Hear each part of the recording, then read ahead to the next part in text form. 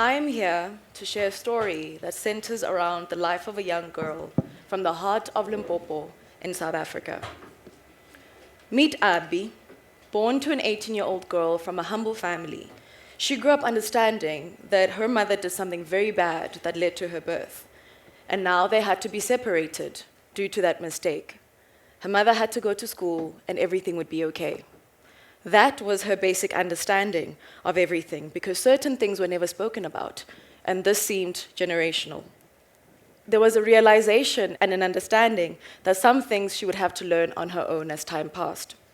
So, by the age of 8 years old, even though she did not know why, she learned 3 things.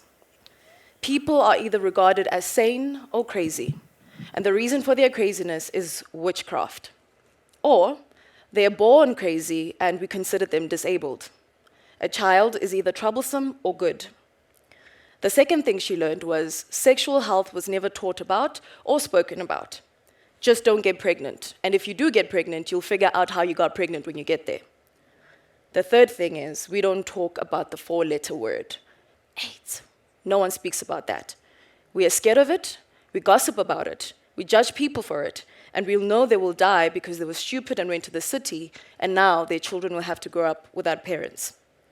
But how they got it, how their stupidity could have been circumvented, is never spoken about or taught so we can make better choices. The community had a looming air of survival in it. Most women were single mothers raising children who could not make the same mistakes that they did. But the children were unaware of what happened. What was the mistake? They were raising children who had to survive by any means necessary, with education being the key to economic emancipation, but while making sure that the home is a place to survive and not to learn.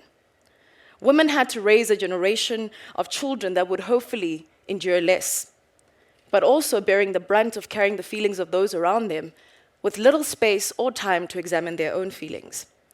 Her aunt, who had a career, who was successful, who was educated, suddenly went crazy after an abusive marriage.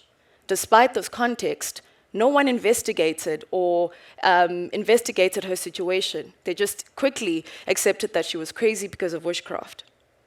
To be fair, on their part, they didn't really have much education, specifically on mental health. This lack of mental health education exacerbated the societal challenges and issues that were already there. My name is Abby, or as you know me, Shudu, and this is my story. Next door to us was a young girl, and for the purpose of this talk, I will call her Mpho. At the tender age of 10 years old, she was thrust into adulthood, a circumstance dictated by societal pressures and norms that urgently needed to be addressed. Mpho shouldered the dual responsibility of a mother and a breadwinner to her 2 younger brothers, a role that forced her to navigate the complexities of childhood while also shouldering the weighty responsibility of an adult. Her resilience was remarkable, but the challenges she faced were daunting. She would miss school during her menstrual cycle, a stark reminder of the challenges that young girls face today. On test days, desperation led her to use newspapers as makeshift sanitary pads, a poignant symbol of how simple issues can escalate into complex challenges that girls in my community face. Her story took a turn that was all too common, but yet no less heartbreaking. Mpho left school, got married, succumbing to societal pressures that dictated her future.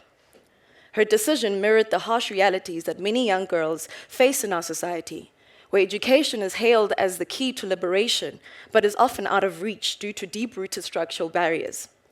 Tragically, one of her brothers, caught in a cycle of poverty and a lack of guidance, has been in and out of prison, a victim and a perpetrator of the very injustices that our communities battle against.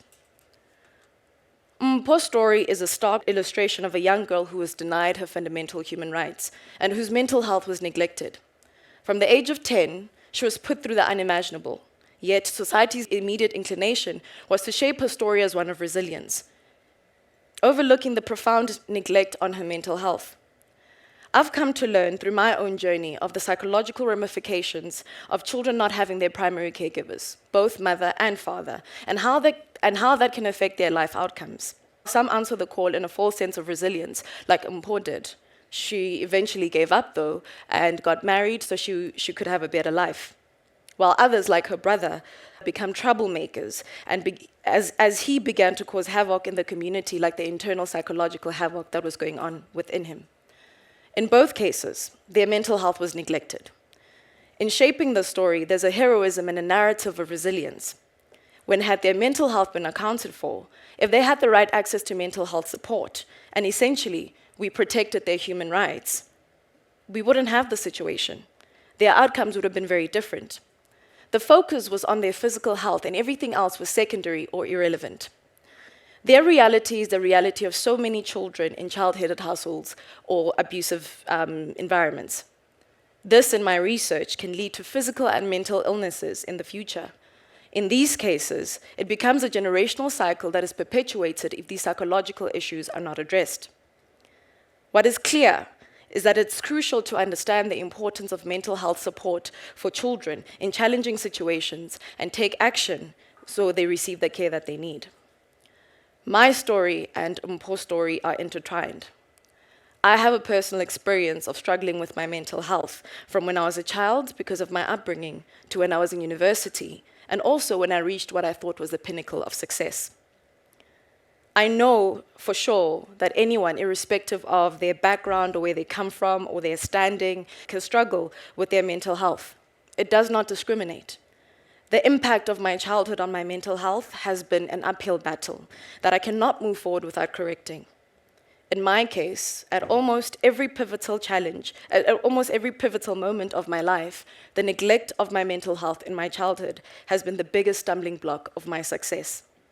My story, like Mpho's story, is one of resilience, but I live with my story as one of triumph. But I cannot ignore that it has also affected my psychological and physical health. My village was a village where conversations around mental health were considered a taboo. People who lived with mental illnesses were vilified or tormented or even embarrassed. Words like useless, stupid, or crazy were thrown around when speaking about people with mental illnesses. But these stories not only reflect my community, but so many others. In my heart, I carry the stories of Mpho. I carry the stories of my aunt. I carry my story and many others. Stories of struggle and resilience, dreams deferred and hopes unfulfilled. But these stories all started with the neglect of mental health and a lack of education around the true scope of what true health is, and how all parts of us, our health and our stories, need to be accounted for. From the earliest days of my youth, service has not been an abstract idea, but a tangible reality, embodied by the most influential figure in my life, my grandmother, my Gugu. In our village, she embodied service and compassion. She was an impressive figure who shaped my understanding of what it truly means to serve. Among those she helped was Mpho, and that's how her story became the driving force, one of the driving forces behind my need to serve.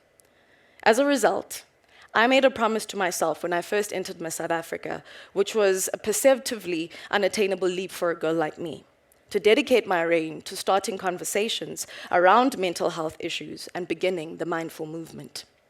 In keeping with my word, as Miss South Africa and post that, I hosted a series, an online series, on my Instagram and other social media platforms titled #Mindful Mondays. Each week, in partnership with the South African Depression and Anxiety Group, SADC, I invited mental health professionals who freely donated their time and resources to educating everyone around mental health awareness. We looked at everything from bipolar disorder to anxiety to depression to teenage suicides. Nothing was off limits. This impact was profound. We had over 1 million viewers in just 8 months. The feedback cultivated mental health conversations, not just in South Africa, but globally, inspiring hope and a sense of community. My work then allowed me to assume my current role as the first regional champion for the UNFPA for East and Southern Africa. Through this work and the stories I carry, I realized that mental health is a crucial part of sexual and reproductive health, and that it plays a significant role in human beings exercising their fundamental human rights. These stories that I'm sharing with you today let us realize something that's absolutely important. Health is a right and not a privilege. And that is health at its fullest, a complete state of physical, mental, and social well-being, not just the absence of disease or infirmity as defined by the WHO. In pursuit of using storytelling as an advocacy tool, I've made sure to use my voice as someone who has suffered from mental torment and stress. I wrote a book titled Shudufhadzo Musida and another one that was published last year titled I Am Shudu, Finding My Voice and Knowing My Strength. The point of this book was to introduce mental health education at early childhood development level, and also addressing the mental health of children who are experiencing bullying like I did. These books capture my own mental health as a way to break the cycles moving forward for children like me so they can feel encouraged to share their stories. The success of these initiatives has had a far-reaching impact, and I've been so blessed to go on the ground and speak to the children and the different people who have watched Mindful Mondays. My favorite thing is going into schools and speaking to children and asking them questions around what they learned from the book. The most important lesson that they tell me that they've learned is to be kind, which is something that we often forget as adults. Kindness is the foundation of everything. The second thing I ask is, what have you learned from this book? Two stories that stand out to me is a little girl at one of the schools who said, I asked her, what do you do when you're sad or angry? She's like, my mommy told me to speak about it and it will get wrapped up and get thrown in a magical river and float away. What do we call that as adults? Therapy, right? And then I asked a boy, what do you do when you're sad or angry? He said to me, I punch a pillow. And then I was like, okay, I think it's better to speak to your parents or someone that you trust. And he actually got angry at that suggestion. He's 7 years old. But this shows the importance of introducing mental health education for all children because they're never too young to start. We need to give them a seat at the table. Another story that lives with me is when I was flying back from Kenya. I landed at 1 a.m. and then I needed to fly to Cape Town at 8 a.m.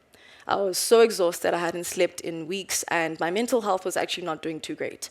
One of the flight attendants on the flight kept on looking at me, and I was wondering why. So eventually he walks up to me and he says, thank you. I'm like, what do you mean, thank you? He said, in 2021, I was retrenched, I was suicidal, and I was depressed.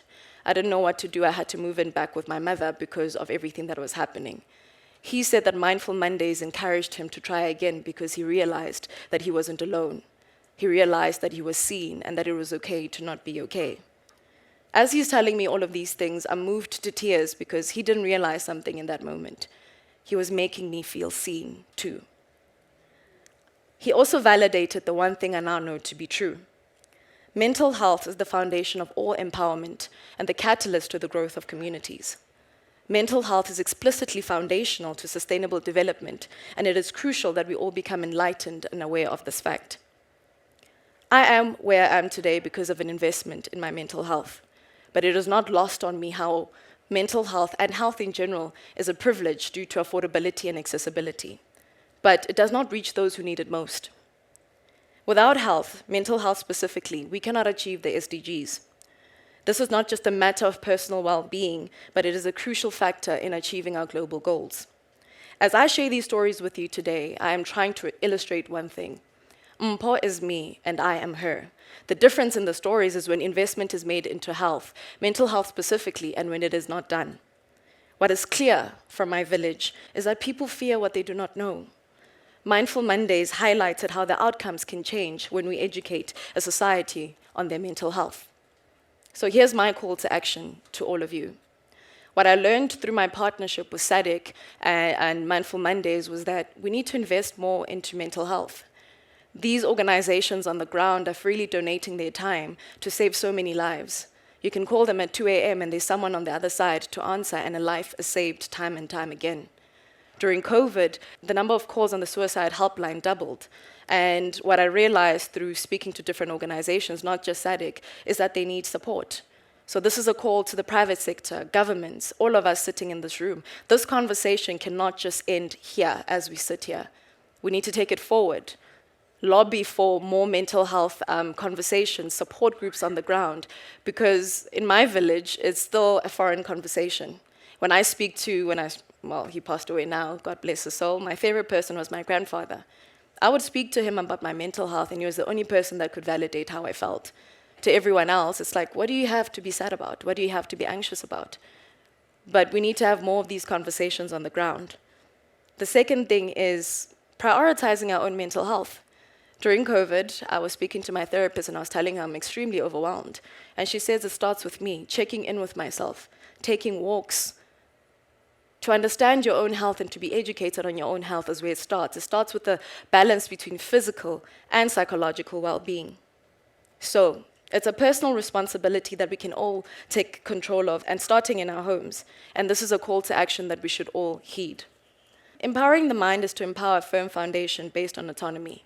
With autonomy comes power, and with power comes the opportunity for progress. I call the mind the powerhouse, the tool that has the ability to change narratives and lives in our society. For any change to come about in our societies, we need to start with the mind, because if we do not, we will live in a society that has low levels of self-awareness. As such, I have always believed that achieving the SDG goals starts with empowering the minds and the health of all individuals. Thank you.